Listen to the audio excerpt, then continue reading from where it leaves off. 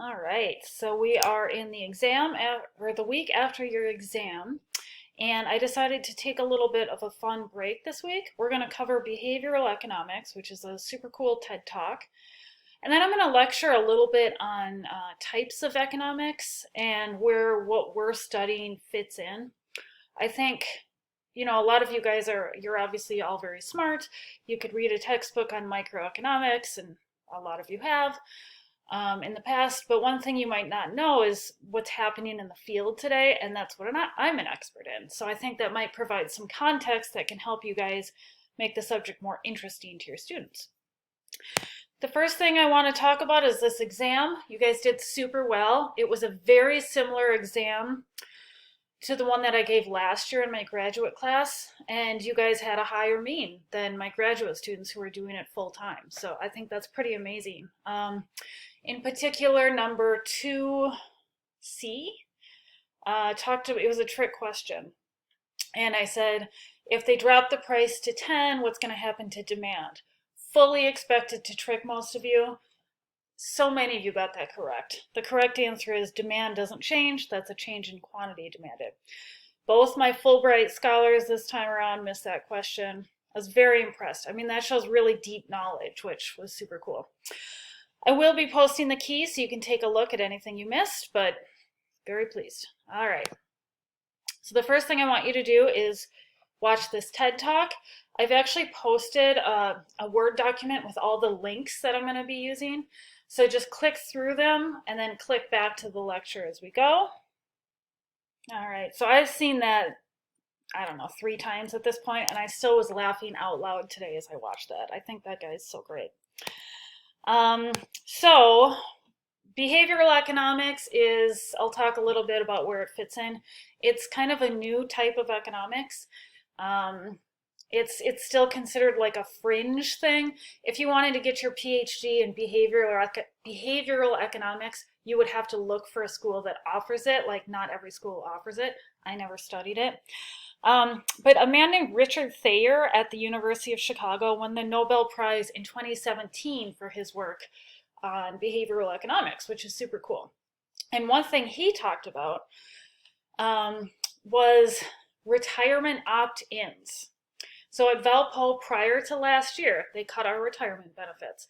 If you contributed 1% of your salary, the school would contribute 7.5% of your salary. It's one thing that like higher ed does super well. And so I met with the TIAA CREF guy once, and I was like, well, obviously everyone does this, right?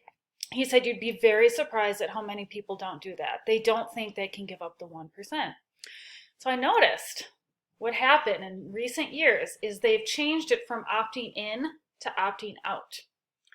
I haven't talked to the TIAA CREF guy. I should. I'm assuming a lot more people have contributed to the retirement. And let's think about this, right? As an economy, our social security system is going to bring us into bankruptcy at some point, not to scare you. And we don't save enough for retirement. So that's just such a small thing that has such a big impact. I think it's super cool.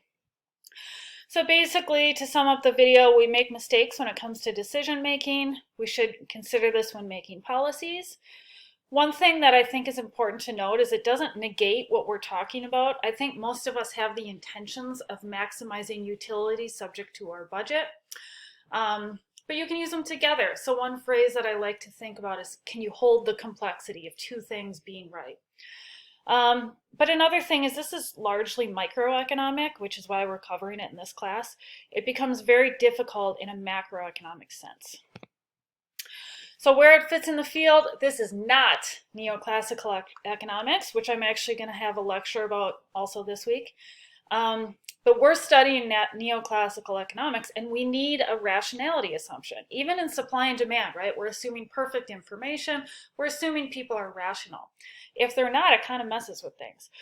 Like I say, it's growing more popular in my field, which is development, but I study religion as well. When I go to these religion economics conferences, I've noticed more and more people are running experiments. A lot of times these people run experiments. So it's pretty interesting. I have no training in it. I know as much as you guys probably do about it, but I think it's really, really cool. And if I think about engaging high school students.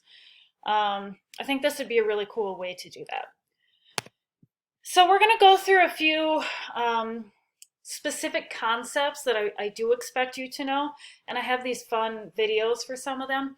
So click over to the first Portlandia video, if you will. I laugh so hard at that, and I always think about, I went to Madison once, and I have a friend who's like a super hippie up in Madison. She doesn't eat gluten, neither do I. She doesn't eat dairy. She's like very concerned about where her food comes from. And we went to this restaurant, and they're talking about the menu, and they said, and on this pizza they have albino hay. And she was like, excuse me? Like that was too much for her. My take on this is something called satisficing, which might also be cool for you guys to teach your students. Satisficing is choosing a minimally acceptable alternative, because information gathering itself can be irrationally costly. So for example, when you go to buy batteries, if you look on Amazon, how many people have reviewed batteries? It's super weird. Like, are people really doing this much research about their AAA batteries? So when I buy batteries, I think, good enough, buy it, right? Don't waste my time. So that's kind of a cool concept. The next one is framing effects. So take a look at this video. I love this one when I eat out, because once you see it, you can't unsee it. Restaurants know that people will order the second most expensive glass of wine on the menu. They will order the second most expensive food item on the menu. And another thing they do is they actually put a market price item on there.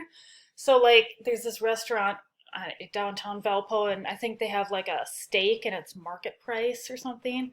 So you think, well, I'm not going to go for that. I'm actually going to go for the cheaper option.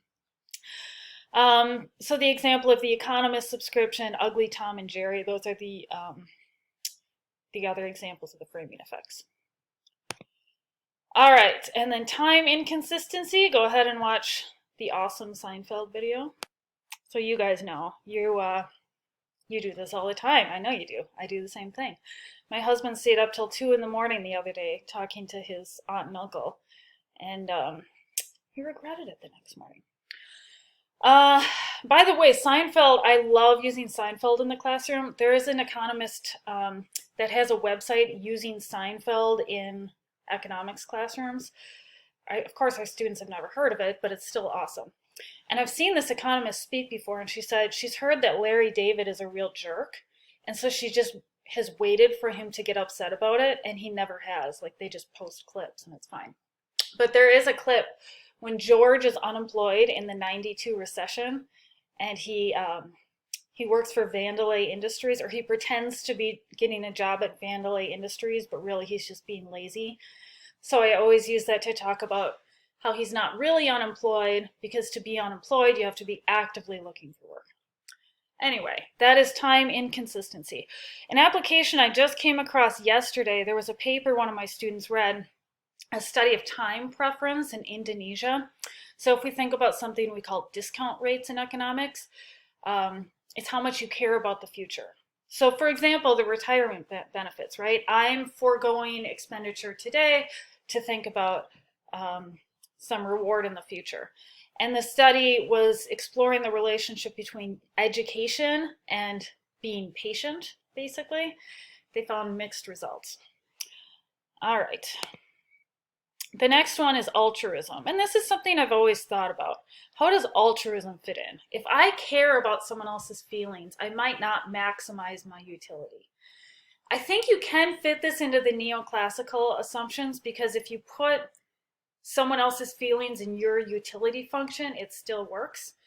But I also think you can criticize with it. People aren't as selfish as neoclassical economics makes them out to be.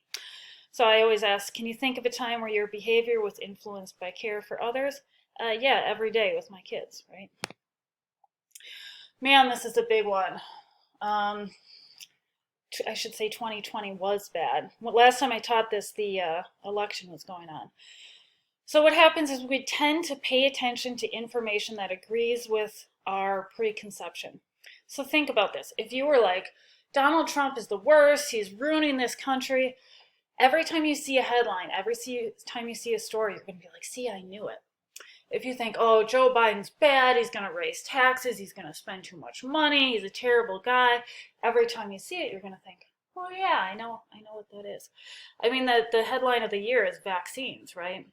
My brother-in-law has gone deep, deep in the rabbit hole in anti-vaccine things. He actually just had COVID and was in the hospital, and it was really, really awful. I think he's going to be okay.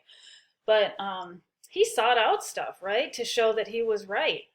And it's dangerous, right? Like confirmation bias is dangerous. And it's something we're all really, really bad at, myself included, I'm sure.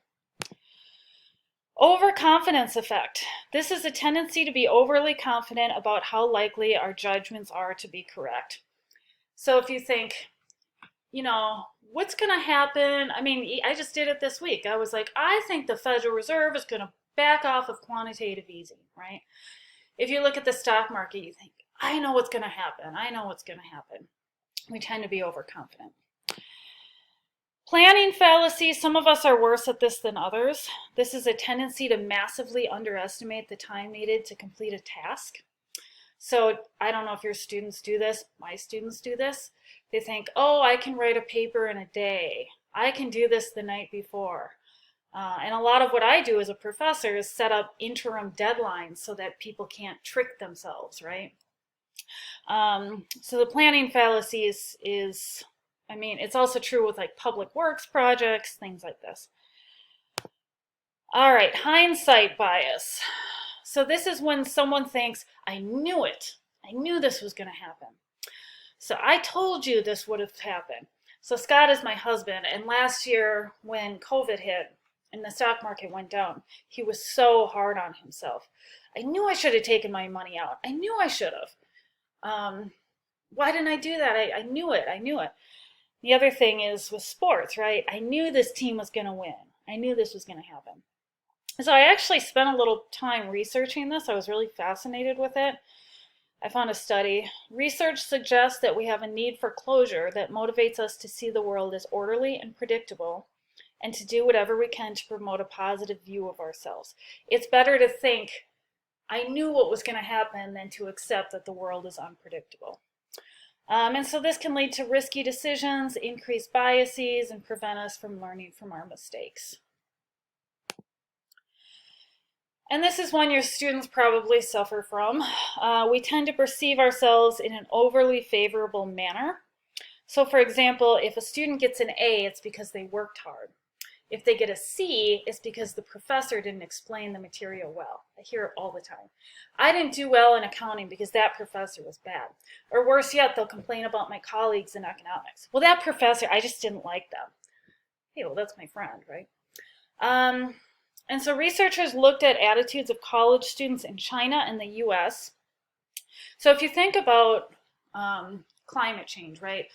There's going to be an economic burden of mitigating climate change sometimes. So students weighed the economic burdens of mitigating climate change in their own country higher. So students in the US were like, oh gosh, if we stop polluting or have a carbon tax or whatever, that's going to be really costly to us. But they didn't think it would be as costly in China. So it's just self-serving, right? We perceive ourselves in an overly favorable manner. All right, I think I'm going to pause here and start this on the next video.